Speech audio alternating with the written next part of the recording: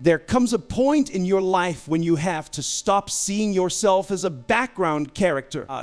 You have to stop handing the pen to other people and letting them write your narrative. You are not just in the scene, you are the lead. You were born with a script marked with divine intention, written before anyone else had an opinion about your potential. When God created you, He didn't just place you randomly in the timeline of humanity. He cast you. He positioned you. You were chosen for this life, not to spectate, not to sit in the shadows, not to simply applaud the success of others, but to lead in the story He's writing with you. Think about any great film. The lead character doesn't always start out strong. They don't come on screen with everything figured out. In fact, many leads begin with doubts, baggage, insecurity, pain, and still they are chosen to carry the weight of the story. And you've been carrying scenes your whole life without realizing you were the one the spotlight was waiting on. Stop comparing your journey else's highlight reel. In every story, the spotlight moves. There are moments when it dims. When you're in the valley, when the camera isn't catching your best side, but that doesn't mean the film is over. The director hasn't called cut. The role is still yours. You weren't created to be a copy of anyone else.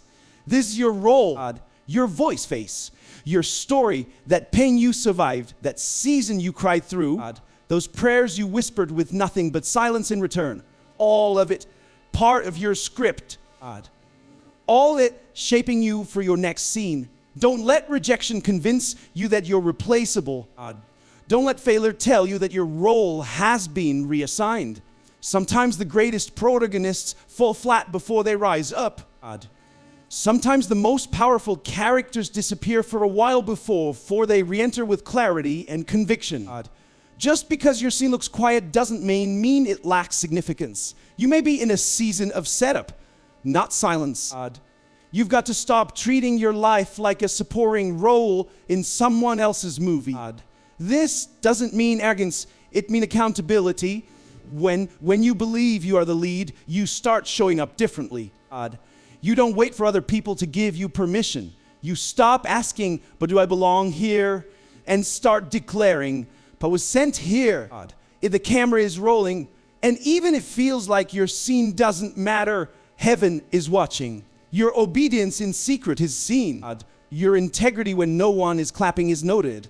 This is what it means to live like the lead, not perfection. Not constant applause, but unwavering purpose. Even the mistakes you've made, they're not disqualifiers, they are plot points. If you're breathing, you're still in the story. And the fact that you've been through what you've been through and you're still standing, that's not weakness, that's lead energy, that's protagonist power. You're not a character in someone else's narrative. You are the one God has chosen to reflect His glory in this particular time, this specific space, with these exact people around you.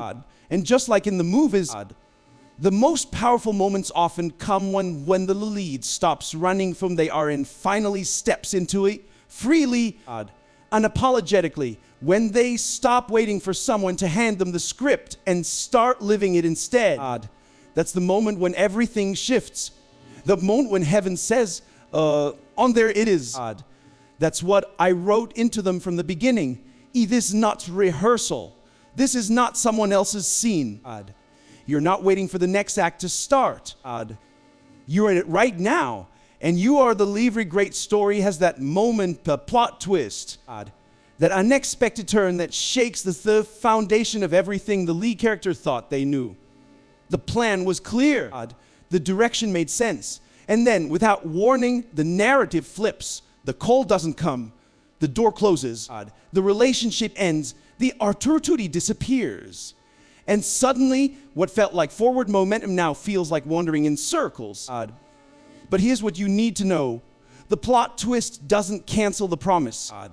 It's easy to trust the process when the scenes flow smoothly, when the script of your life is playing out just like you imagined. But what happens when it all changes without your permission? What happens when the director shouts at action and you find yourself in a completely different storyline than you sign up for, that's where trust gets tested. That's where your faith either deepens or collapses. And that's where you have to remind yourself that detour doesn't mean denial. In fact, you pay close attention, most of the characters we admire the most in the stories we love had to survive the twist before they could fulfill their purpose. The twist was the end of their story, was the turning point. It's the moment the movie gets real. It's where growth begins and comfort ends. And while it not feel like it, it's also where the promise gets closer, not further. Some of us treat unexpected changes like a threat, like they've ruined everything we were hoping for. But what if that disruption is the very thing leading you into what you were created for? What if the closed door was protection, not punishment? What if the heartbreak was preparation, not failure? The promise on your life doesn't disappear because your plan got disrupted. God doesn't scrap his assignment just because you've encountered resistance. In fact, resistance is often the proof that the promise still holds weight. If the promise didn't matter, the enemy wouldn't be fighting it. If your story didn't have purpose, you wouldn't be facing so many challenges to live it out. Sometimes the twist reveals who you are. It strips away the distractions. It shows you what you really believe. It digs beneath the surface and exposes whether your faith was built on outcome or obedience.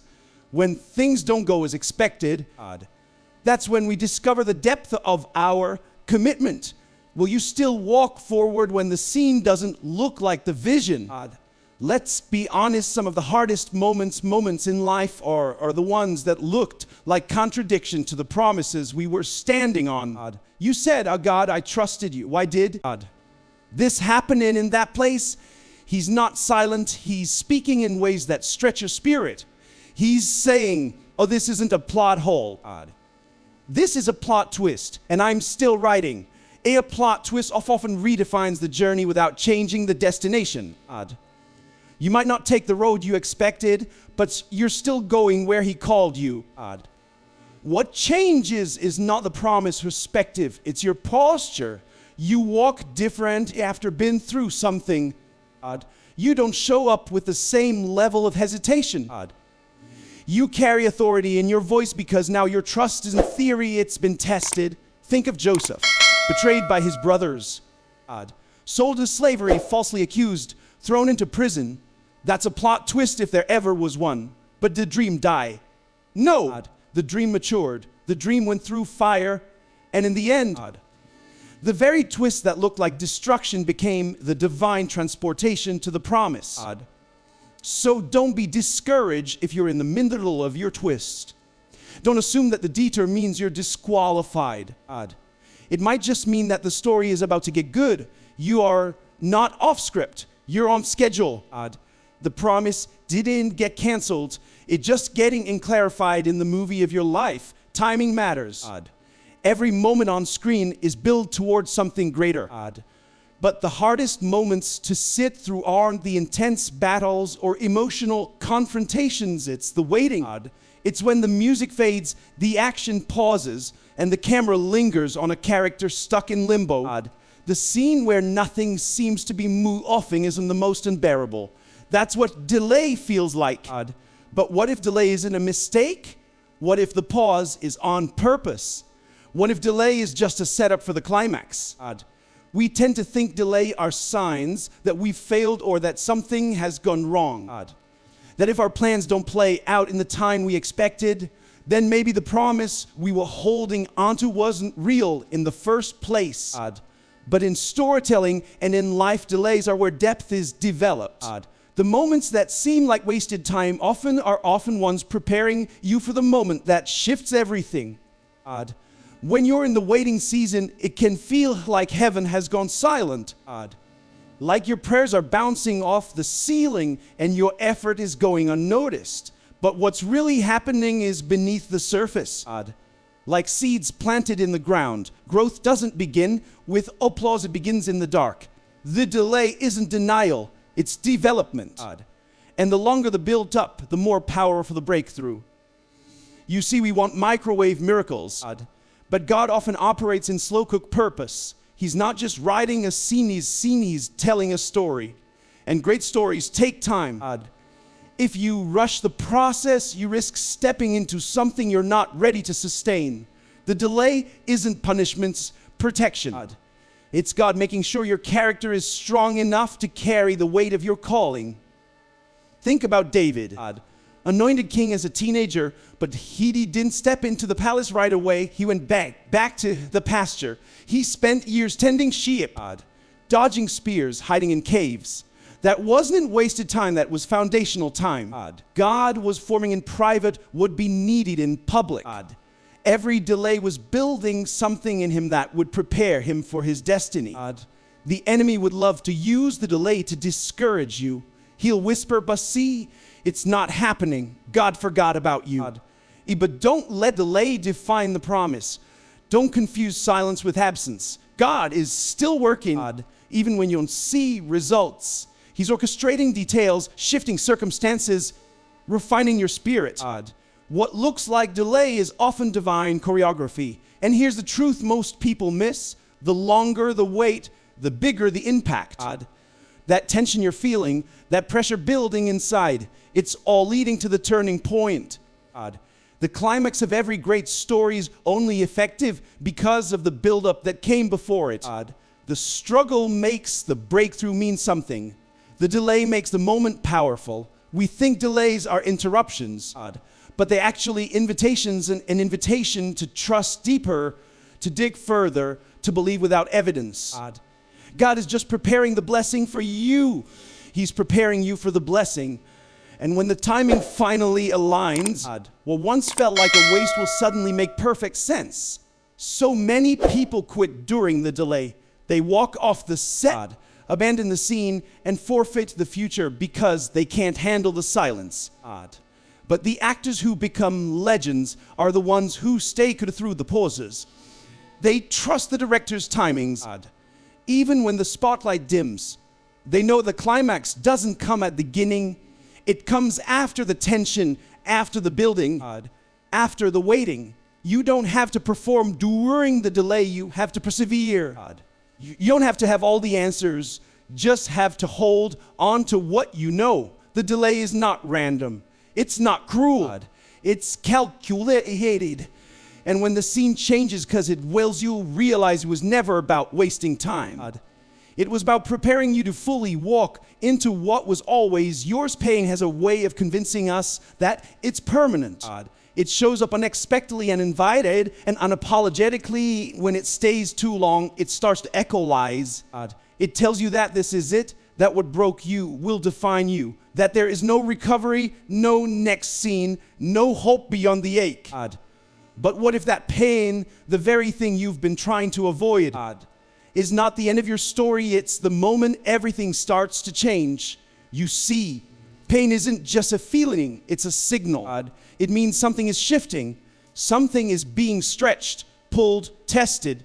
Pain is uncomfortable, but it's also revealing. It strips away the superficial, peels back the layers, and shows you what's really inside. Pain exposes where healing is needed. And that makes it powerful because what gets exposed can be addressed, and what gets addressed can be transformed. The turning point in any story doesn't come when everything is comfortable. It doesn't arrive when the characters are smiling and the music is soft. It comes in crisis. It comes when the hero is bruised and questioning everything. It comes in the middle of the mess when the odds are against them. When everything seems lost, when no one's cheering. And yet, that's where the shift begins. In your life, it's no different. The moments that hurt the most often hold the greatest potential. That heartbreak, rejection, that disappointment, those aren't dead ends, they're redirections. They're spiritual alerts letting you know that your story is not over, but something is about to change. It may not feel like progress, but it's growth. And growth hurts before it heals. Too often, we try to hide our pain. We cover, press through it, pretend it's not real. But hiding pain only makes it linger. Healing comes when you face it, when you acknowledge it, when you invite God into it. And here's the truth. God does his deepest work in the places that hurt the most. Not in spite of the pain, but through it. Think of every great comeback you've ever seen. Always starts with a fall, with a loss, with a breakdown. But that breakdown becomes the birthplace of breakthrough.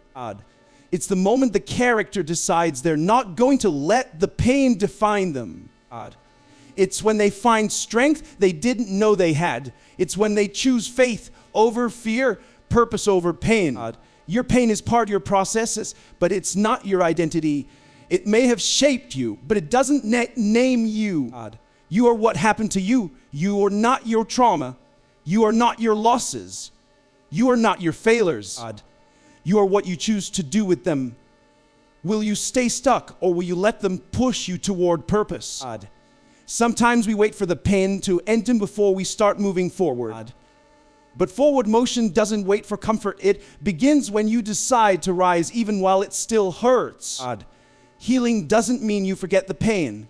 It means the pain no longer controls you. It means you carry it differently.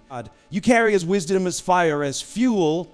And when you allow pain to be your turning point, something incredible happens. You gain empathy. You gain clarity. You gain testimony. You start to see others not just through your eyes, but through the lens of what you've been through. Pain breaks you open, but it also gives you depth. It gives your story texture. It turns your voice into a vessel that can carry healing to others. That's why the enemy wants you to believe that your pain is the end, because he knows what it can unlock if you ever decide to rise from it. He knows the power that comes when someone wounded gets back up. Because when you rise, you don't rise alone. You rise carrying everyone who thought they couldn't survive what you just endured. The truth is, pain may have interrupted your plans, but it cannot cancel your purpose. If you're still breathing, there's more to your story. The tears you've cried are not wasted. They are watering something. They are preparing a harvest.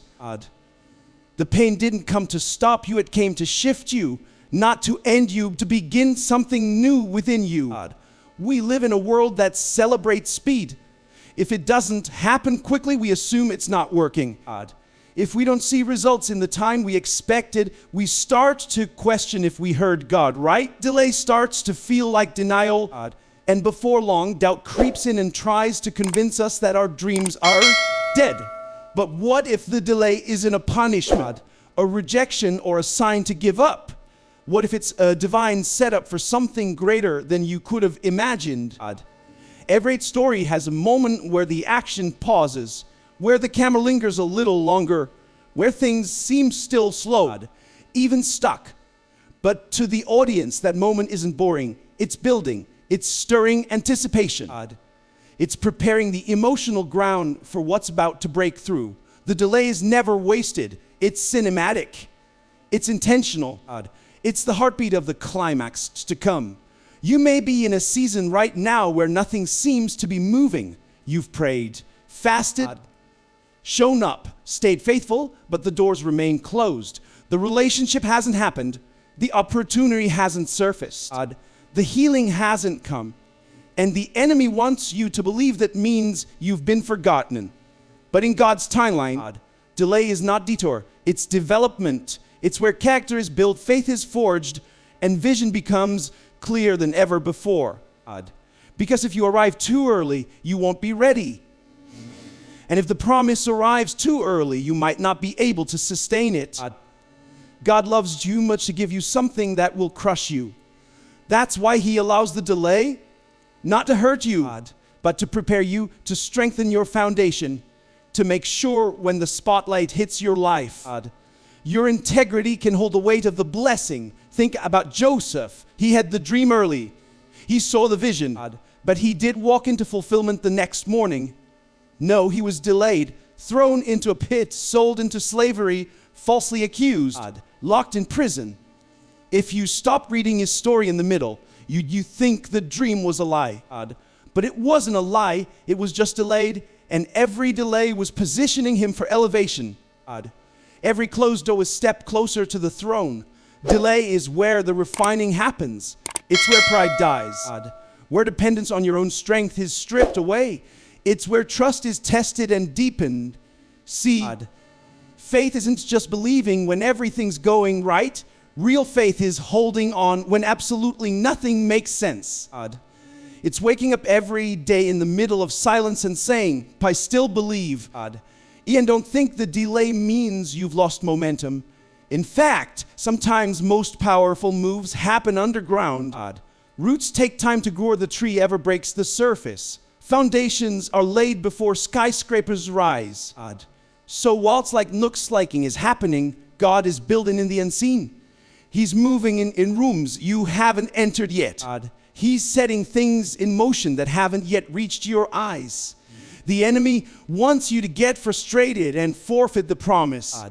He wants you to walk away in the waiting. But if you could see what's coming, you'd understand why it's taking time.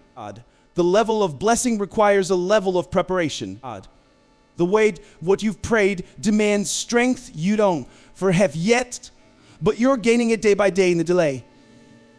So don't despise the season you're in. Don't curse the quiet. Don't try to force a door open just because you're tired of waiting.